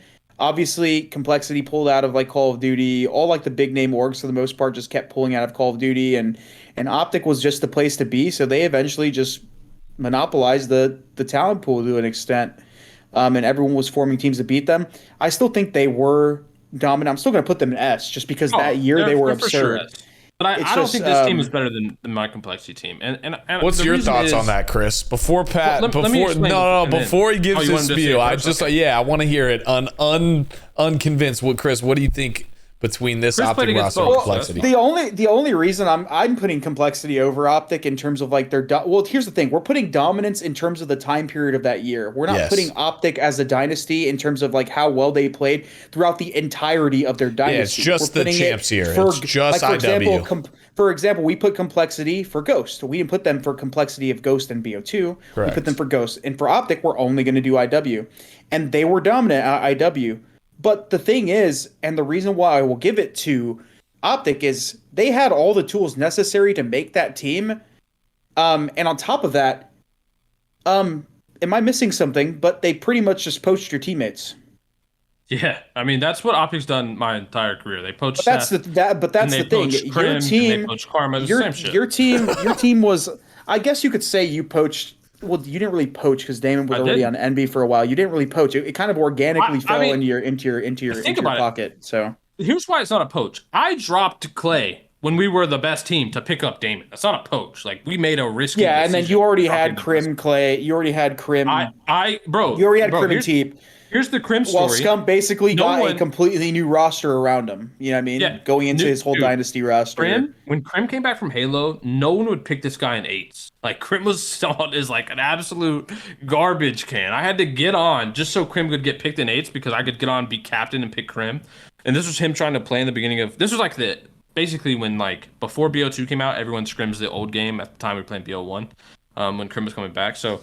Yeah, I mean, like, look, this team got handed an insane roster, like one of, if not the most talented Call of Duty team of all time. But it took them years to put it together. And here's the thing and why they're not the best team of all time for me, James. This team was one round away from being eliminated by Fastballa at 2 events before COD Champs in IW. Like, literally, if Damon didn't 1v3 that round 11, Fastballa sends them home at top 8. They didn't win the kickoff event. They were super quiet. I got Gunless, Arcitys, Silly, and them won the first event. Tried them. No. It was even more. Looney, Facinto, Aqua, and Fellow won the first event. And then the second event was won by Gunless Arcitys, like unknown up-and-comers, basically, up-and-comers. And then at the event that OpTic did win that year, they were one round away from getting eliminated by Fastball. So to me, this team was just not dominant the whole year the way it was seen. They were dominant online. This team won every 2K imaginable, even when they formed, even in AW when they had Nate. They were basically in a team house. Yeah, they were Quad Chicago, and they fried everybody online. And that's I think that's what led to this team having so much dominance around them, James. Like, yes, they won a lot of events, but this was the Jetpack era, and there was like 10 to 12 events per year. So obviously, the more events you play, the more you're going to win. Yeah. If you're a top team. So, but for me at least, the real reason they are perceived as dominant as they are is because all of them streamed in the whole of Jetpack era, and they won every 2K. They were the only team in a team house. But it's also just longevity and the longevity and success as a time period. But in IW, I would say they were dominant. I'm not going to say they're as dominant as you guys in Ghost, but they were dominant. Realistically, where were they dominant though? Like, don't get me wrong, they were. It was pretty much after. It was after the Damon comeback. They pretty much were like the best team. No, Damon was on their team since AW. This is 3 years later. I'm talking about after the Damon fastball clutch. They were pretty much like the best team like throughout the year, at least with online and LAN mixed results, but not only just LAN. I don't know. Look, to me, they obviously were dominant team. There's no arguing, but like, didn't win the first event, didn't win the second event. One of the events they won, they basically were a round away from getting eliminated for top 8 or 12 to. Remember Splice won a tournament that year? Yeah, Splice. Like, they just didn't really. They dominated the major events, and I think that's why they looked so good, because they won. Did Envy win a tournament that year? No, I don't think so. FaZe won an event, and FaZe did not win an event that year. No, FaZe was horrible that year. Yeah. So the only people that won tournaments that year were the two first event winners, OpTic and. Did anyone else? And Splice. Did anyone else win a tournament? Yeah, I'm trying to see. Or did Rise win any? Stage 2 playoff. Rise won the first one. The first one, yeah. Stage 2 playoffs, and Splice won Stage 1 playoffs, and OpTic got 4th. So OpTic obviously won Stage 2. Yeah, I mean, looking at this, bro, it's still an S, but it's not as good as the complexity one, of course. Yeah. So come Champs time. But come Champs time, let me tell you, they were the best team in that venue. Formal had, I think, the single-handed, most dominant, performance I think I've seen in a while at a Champs. But they also, and this is another thing, I don't know what happened, but JCap had a point 3 in this grand final. If you guys remember those memes, there was JCap costed memes for a long time after this IW grand final, because he got world starred, and Slasher actually played out of his mind. Slasher was frying at that event. But anyway. I know the chat. Lock it in 1 and 2. Comments aren't going to lie it, but yeah. Yeah, we'll lock it in 1 and 2. I mean, again, to reiterate though, we are talking about just this season. I know Pat started maybe throwing some darts out there in terms of all time, but for the tier list sake, all time, it would be them. But they were together that long. No other team was. And they had the backing of the best organization in Call of Duty, the one that stuck around the longest. While they basically had the ability to poach and get whoever they wanted. So even if they started to struggle at any point, they would have just got the next best player and just kept it going. And they had money and salaries and stream money and YouTube.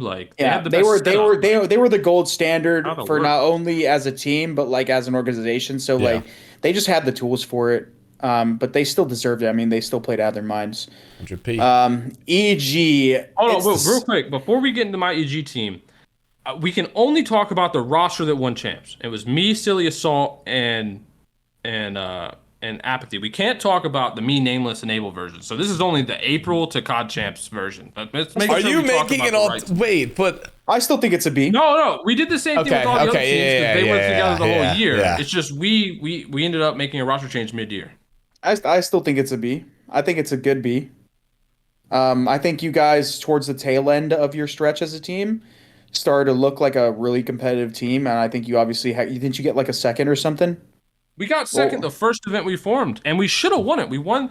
We played Rise, and Rise was gross. Don't get me wrong, but we come into the grand final and we win the first map, and it was on basically their best map and our best map. We smoked them on St. Marie Hardpoint, and then we go to this game 2, bro, and it's gonna haunt me forever. It was a London Docks S&D, and we lose 6-5.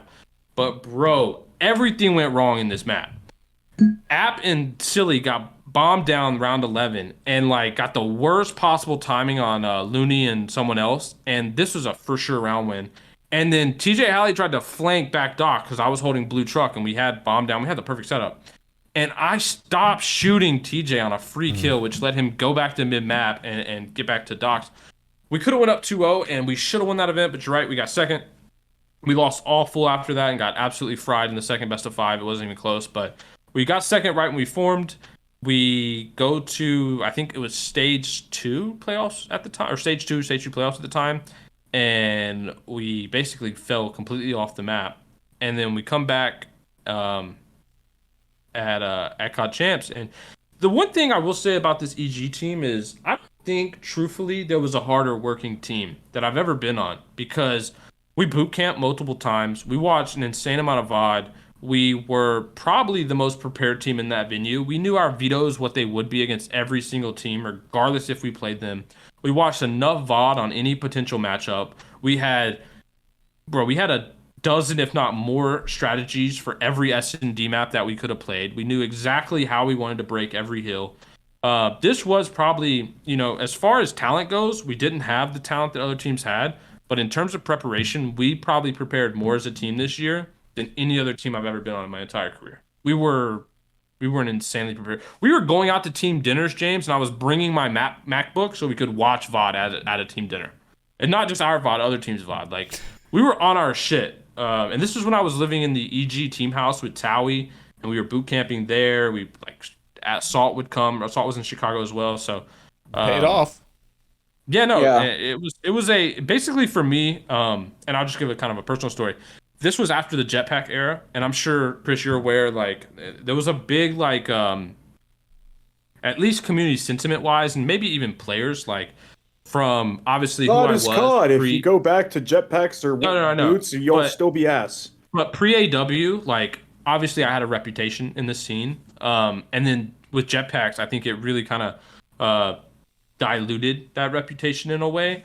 And so going back to like a real true boots on the ground Call of Duty, which is what World War II was. At its core, World War II was a very competitive, just boring, very hardcore Call of Duty. And it played very straightforward. Like there was no cheese in World War II. And for me, that was a good opportunity because that's the style of game that I obviously enjoy, because to me, it's like you can truly outthink your opponent. You don't have to it isn't just about gunfights. And so for that year, I put a lot of effort in because I really felt, especially when we made this roster change, obviously, that there was a real chance that we had the opportunity to win the big one. And so, and kind of getting that reputation back to where, I felt it should be. Obviously, I hated jetpacks, but yeah, just a little story about our team as in terms of how much we prepared to win that big one. So where do you think you guys should go? I know Chris already said B. I don't think we were on the level of dominance as Fariko. I think online we had a lot of success. Don't get me wrong. But the downside to our roster was matchups, and it was a veto matchup. So we struggled on Valkyrie Hardpoint, which got added to the rotation mid-year, and that was one of our really weak maps. We couldn't figure that map out for whatever reason. We didn't really have a weak CTF or S&D, but when a team got Valkyrie Hardpoint in a series against us, it could really flip the series on its heads. You saw it happen with Envy. We went game 5 with them because they picked Valkyrie. So I think, if teams picked Valkyrie, they would have had more success against us, but not many teams played it, which is why it worked out that it was our weak map. I love playing that map, dude. I kept playing it. But the other downside is we felt the whole year, this is the crazy thing about World War II, we knew we were better than TK. We smoked them online. The way they played, we countered perfectly. But we struggled against teams like FaZe. FaZe was a tough team for us. Rise, we felt could beat them on any given day, like they could beat us. But we knew we were better than TK. And for whatever reason, TK was better than like every other team. But we just were better than TK. So I think we would be a B tier champs team. Where on the B tier? I'd put him second just because Envy won a tournament during that year. Fair. That's fair. And EG got second, and Denial also got second. But I think to your success, you played better teams leading up until your win. And I think Denial obviously kind of got the whole like bracket cheese. They played TR, which in the grand scheme of things, TR was a good team at that champs, but they were just beat us unknown. because of the cheese. And I don't think you played any unknown team. Like you played pretty much all the good teams, and yeah, we played Goonjar, Royalty, that Lightning Pandas team. We played the European team, which was pretty good. We played Envy. You also knocked out OpTic from being in the tournament. Yeah. I mean, that's what I do, Chris. But that's what I'm saying. Like it was a well deserved gritty champs win, but I still think Envy's was a little bit more impressive, at least in terms of like their team. I think we can lock agree it there. in mid B. Fair. 4 teams left. For the most recent wins, eUnited. eUnited is definitely once they got Simp. This was the Simp. I'm gonna say Simp A. era. I don't think it's an S, just because again, they had one of those. They didn't win their first event with Simp. Obviously, that's asking a lot, but they didn't win their first event. They weren't like necessarily dominant. And on top of that, even at their champs, when they won it, they had a absurd comeback versus EG that kept them in that winners finals. They would have got knocked out. Yeah. Was that to get that wasn't to get knocked. Was that losers? Not knocked out. Knocked out of winners. Yeah. We got knocked out of winners. It was that Arsenal hardpoint where aBeZy was world starring them. I remember this. And they came back on like 100 points or so. I don't even remember. It was some absurd margin. Like 3-1. They would have been in losers bracket. This could have been a completely different tournament. I think EG would have been in the winners finals against like LA Thieves or something, or 100 Thieves at the time. I think. I don't remember. It would have been a completely different tournament. Yeah, dude. Some of these like matches and things that happen. But that being said, Simp, this was when Simp and aBeZy basically took the Call of Duty League by storm. Simp showed up his first event in London. Everyone thought he was an online warrior. People were like, this guy was good, right? He's an underager. He just turned 18. Let's see what he can do. This is still people I think were blind to the fact that people had talent that weren't pros yet. And were like, oh, this guy's just going to be, this guy's going to be nervous and all this stuff. But no, this guy came in and he was like the best player, like not even close, by far and wide, the best player at the time. Completely changed the skill. Like there was like a skill ceiling that people were at and could get to before Simp started playing Call of Duty professionally. And as soon as he became a pro and showed up to his first event, he immediately raised the skill ceiling by himself to like an absurd degree. Yeah. You just played different. Yeah, and he was just mega talented too. Doing everything. But that being said, I still don't think that run was probably as impressive as the teams in front of them. I still think, obviously, like they changed the way that Call of Duty's played and all that stuff. But so basically, eUnited got 13th, 16th at Fort Worth. They dropped JCap for Simp. They go to the next event, get 2nd, 6th, first. That was after they dropped JCap. But like before that, eUnited was not that good of a team. Like basically 4 out of 5 of these exact guys. They drop cap, they get Simp, so we're only going to go from there. But like when we really look at it, like they weren't that dominant at all, and Simp changed this team. Like Simp to me was an S tier player that joined an A tier team, or a B tier team to completely turn this team around. Yeah, he single-handedly raised the skill ceiling. Are we keeping it behind Fariko? I think so. I think we do. Look, Fariko 4-peated. These guys basically got, like I said, 2nd, 6th, first. So they just dominated at the time that matters most in Call of Duty at the end of the year. They kind of honestly had a really similar year that, without obviously roster change, but placement-wise, that Thieves had in Vanguard, right? Yeah. Like mid, and then first. Like, so to me, I mean, I think this is fine, yeah. Dallas Empire. Garbage online COVID cheese, James. Oh, it was. It was the online COVID cheese. And they were the bro, we can't even say quad. They were the Penta Dallas team. Well, in the one LAN that they showed up to, they played awful, right? In Minnesota? Horrible. Yeah. Horrible. It was like really bad. Bro, James, listen, not many people know this, but my LAG squad, as much as people like to talk shit about it, I was in the pro lounge, James, at that Minnesota event, and we were taking this Empire team out back. Like, Illy was coming over asking Lacefield what his sensitivity and his dead zones were. We were running them. And, like, don't get me wrong, my LAG team was really bad online. We were probably the worst online team. We were quad or Penta LA. But, like, we go to Minnesota, On LAN, James, we were having that was back before the Denver server existed. Yeah, bro. It was if you were in LA in the first year of Modern Warfare 19, you were getting world scarred, bro. Yeah. We were losing every scrim online. Like it was horrible. But this Where do we team put to me them? was not that good. Let's be honest. They probably had the dopest team name to start the CDL. Yeah. But this team had a really slow start. I don't think they were that great. I think there was multiple teams that year who was better than them, and then they just showed up at the last. I think they just late. I think they were just a late blooming team, and obviously they had the online comfort of their own home type of vibe. They were playing in the Dallas. Some of them were in the Dallas facility. HQ they were office. they were in the Dallas HQ office. It was COVID COD, man. I'm gonna be honest. I'm putting them in D just because it was COVID Call of Duty. It wasn't real, man. Like there weren't it was, real it was events such a joke. either to like compare off of because this was still where we were doing like the 8 out of 12 teams go to like. And it's not even their fault. It's just the fact that it was COVID Call of Duty first year franchising, absolute bullshit cheese. It was just the Mickey Mouse shit, bro. It was the bubble. It was the NBA bubble shit, the bro. bubble. Yeah. So Pat, where are you putting them? I'm putting them in D. I'm looking at their COD Gamepedia right now, like what they got in these placements. No, they had good placements. If I wasn't looking at it from just that perspective, they average like top 4, and like to me, that's not that impressive considering the amount of talent on this roster. Like they basically average top 4. People will say like, "Oh yeah, they played better comp and all this stuff," but like if you're looking at like the way like the other teams reached their goal, like in this list and the way they were that good in terms of like I'd be generous by putting them at the top of C just by the way that these teams reached their peak.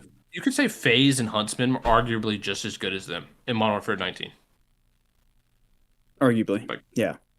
So if we're being generous, I'd say the top of C. If we're just being like COVID Mickey Mouse, put them at D. Yeah. So I wouldn't say D. I think definitely top of C. Maybe there's an argument for like they were equal to Denial, but like there was. I think if this year was on LAN the whole year, I think we probably had a different winner. There could be different results. Yeah.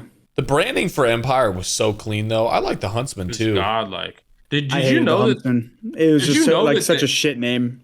The NV was in the crown. Did you know that? I found that out I think it was on Twitter a while back, but I didn't know it like while they were playing. Like when it was active. That's pretty cold though. That's pretty cold to have that in the crown. 100%. 2 teams left though. Atlanta FaZe Cold War. S. Yeah, this is easy. I think this is the worst S team. I think. What were their Can we pull? Do you have their CODpedia? I think they were probably more convincing than OpTic the entire year. I could be wrong because I don't argue against that if we're going off like just the year and just how dominant they were in that year. How many tournaments did they win, bro? They won everything.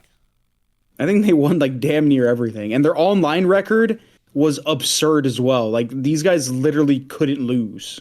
All right, so launch event they get. Oh wait, that's not okay. Simp. Oh my god, there was so much random tournaments in this game. Okay, here we go. The kickoff first stage 1, they got one. Oh, that's online, so I gotta go major. Okay, so they won the first major.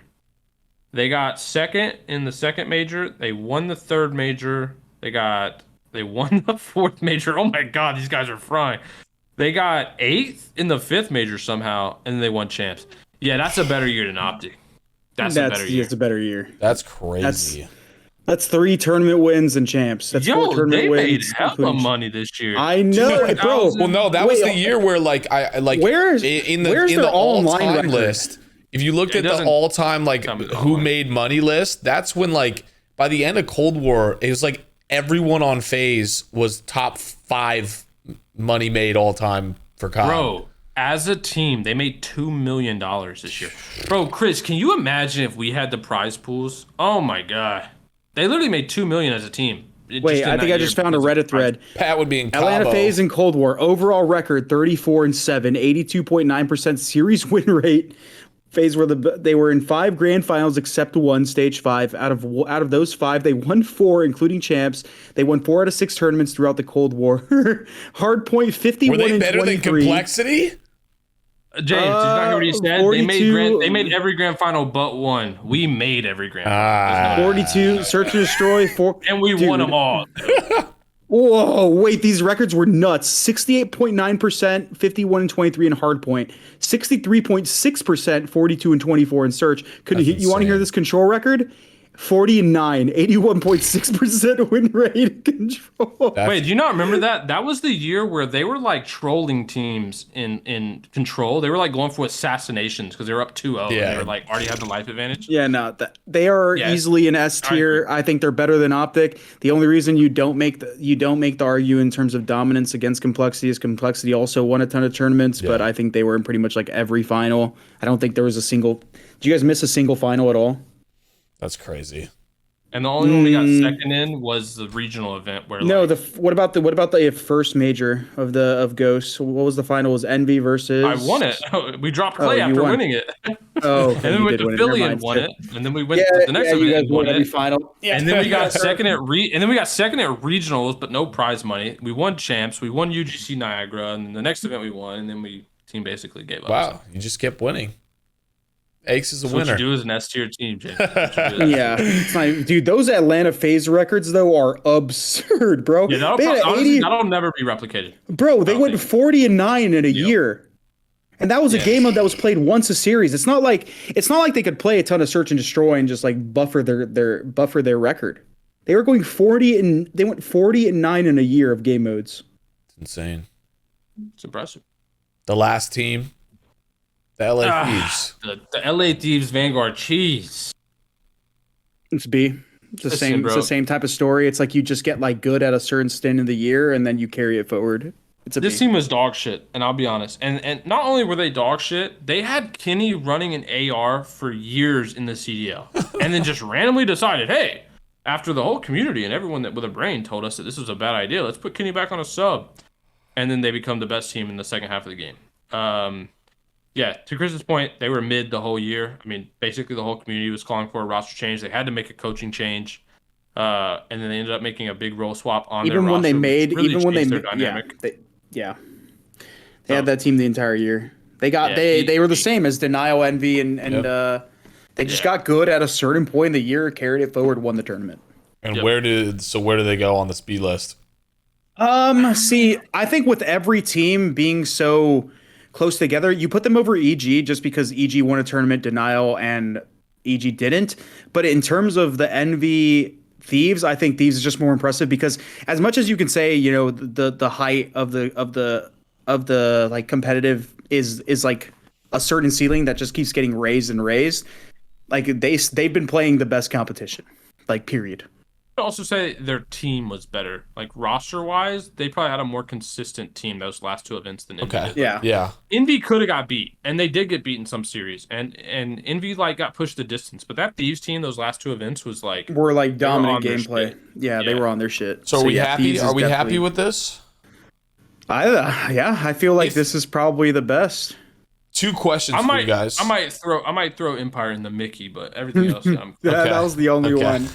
Two questions for you guys before we head out. I know. Thank you guys for tuning in and kicking it. This has been a blast. Like just chopping it up with these guys, and I know a lot of people probably learned a lot about the history of Call of Duty and Champs. Obviously, we're gonna crown a new winner coming up. But on this, which one of these do you think like people will be most upset about? OpTic. You think OpTic?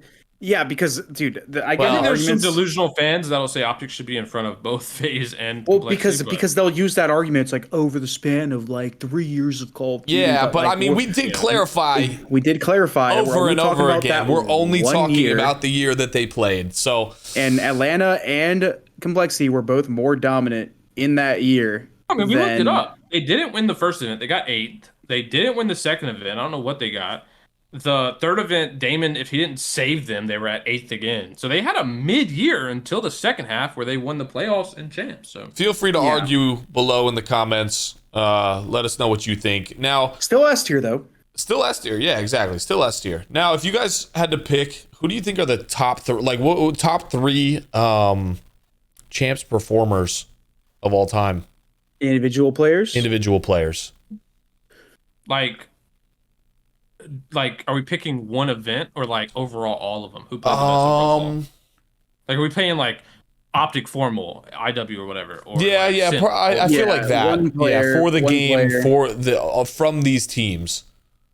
Well, the thing is, though, it's like for me, there's only two that were really memorable, and it was OpTic Formal in Infinite Warfare, and then like basically Pat / Crim at Yeah, that was the Ghost. thing about me and Crims. It was like we had the exact same stats. I was better than him in Dom. He was better than me in S&D. But overall, we had the exact same stats. Maybe those are stand out way more to me because I probably paid more attention because they were probably closer to like my relevancy, and I don't really remember the stats of like Cold War, or like even like the eUnited win. I remember ours, like our grand final stats for this. Somebody actually went back and did the map because they didn't keep track of stats for grand finals, and ours were like they were okay. I mean, we did good, but like they weren't anything that were memorable. But I think top two are easily the I think number one is Formal because that guy,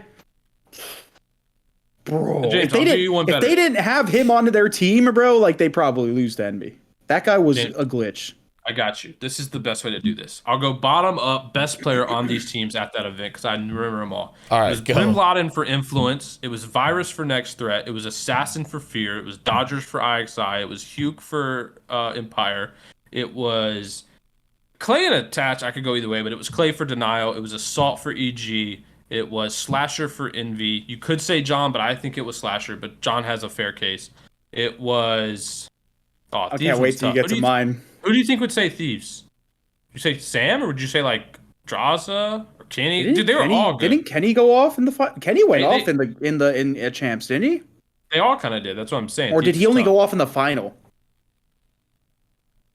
It's a tough one for me. You could pick that one. Probably Kenny. I mean, it's close. Okay, Kenny. Simp, not even close for eUnited. Fariko is interesting. I actually think it's a tie between Haggy and Mir. It was me or Damon, but I don't think it was Damon. And actually, no, you're right. No, he didn't do good in the final. It was for me. It was you or Mir. It was me. OpTic, clear cut, formal. Atlanta FaZe. This one's tough for me. Would you say aBeZy? I think aBeZy was gross in Cold War. It could be Cell. Could be. I think aBeZy. I think the Atlanta FaZe one was one of those years where like. There were probably more statistical, impressive people, but aBeZy's was like I think we were. I think we're all so mature at this point in Call of Duty that we kind of understand how efficient some players are and the impact they have on their team. So I think a lot of us would say aBeZy, even though the stats might argue like a Simp or like a Cellium. Yeah, I think it's aBeZy. From what if I test, I think it's aBeZy. If you're a pro player and you're watching, you could tell what aBeZy did on the map in Cold War made this team as good as it was. Yeah. And for complexity, I think it was me and Crim. But like I said, it was basically me and Dom, Crim and S&D. But overall, we had the same stats. So, if we're gonna argue too, I think we're gonna say aBeZy and Simp because Simp's stats in Cold War. I think there was actually recently a Reddit post where Simp stats in Cold War were just like all him. Like it was just the most absurd stats you'll probably ever see in your life for an entire year. So I'd probably say Simp as well. I mean, I pretty much agree with the list as far as I can remember. I mean, there was clear-cut MVPs for some of these years. So, for the most part, you kind of knew. Like I said, Don got MVP in Envy, but like I think Slasher made a very good performance as well. But again, it's like an efficiency impact role. John just had more impact. The reason I'll say myself for Black Ops 2, and a lot of people will be like, "Oh, dude, Damon carried that team." Rain check, not rain check. What was the word? Reality check. I literally had basically the same stats. He had better stats in search, but in the grand finals, I had like a 1.19. Like I basically averaged a 2.0 in hard point throughout the entire like tournament. And at the end of the broadcast, a lot of people don't actually remember this. I think Ben Benson actually said, "Oh, honorable MVP Parasite" or some shit, but there was no official MVP award. So I was basically the MVP of my champs. Sucks, but I will tell you. Chris, you had. Oh, Chris, I don't know. We're gonna have a conversation now. Damon had better S&D stats, and everything else we were basically tied in. I'm not looking at that. You both had a 1.3, but I still think it's Mir, and I'll tell you why. So here's the overall stats, Chris. Killa had 475 kills and 509 deaths. It's not Killa. Mir had 572 kills and 527 deaths. Karma had 579 kills, 446 deaths. You had 543 kills, 421 deaths. I say it's Mir because it's same argument as aBeZy. The impact Mir had for you guys changed the way teams had to play against you. And so I think he had the efficiency. But yeah, role-wise... Wait, but people always say that because he's a sub player. So, like, he's obviously getting in there. But we argue, like, when we AR talk about players often skills, get shafted in terms of, like, MVP roles or MVPs. Right, but they have the best stats. Like, you had the best KD on your team because as an AR player, you're dying much less.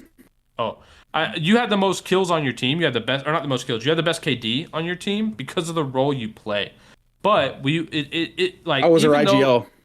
Yeah, no. Even though in Black Ops 2, like an anchor not dying was obviously incredibly important, if not one of the most important things. Pressure mattered a lot, and the ability to get an opening kill for a team in a break was basically. Don't care, didn't ask plus ratio at a 2.0. Listen, bro, I said it was you and Mir. I don't think it was Damon. Wait, because Damon kind of played a kill horse role. I might be stupid, but how does this equate? So I went back and looked at my stats for that tournament because I was just bored and curious. And I look at the map stats. So like so let's say Yemen Hardpoint came up. Let's say we played Yemen 3 times. I had a 1.9 on, let's say, Yemen. I don't remember exactly what maps. But then there was only one map where I had... Actually, it's probably because we played that map a lot, now that I think about it. You got an S&D, bro. Yeah, you had a 1.8 on raid. I had our bomb carrier. Well, that's I had a 1.8 on raid. You got a 1.9 bomb carrier on slums. You had a 1.81 on standoff and a 1.34 on Yemen. But you got absolutely world starting S&D. My goodness. Yeah, because I was our bomb carrier, bro. I would literally go out there and get it down and die. James, this guy said he's the MVP. He had a 0.13 KD on raid throughout COD Champs. We played it once. I went 1-9 every map on raid. We played it once. Nah, you guys were honestly just a horrible S&D team and just so dominant at respawn. Like, yeah. Your hardpoint record this event was 13-2. Your S&D record was 5-5. I don't even know how you got 5 wins. That probably all came in group play when you were playing like the bad group play teams.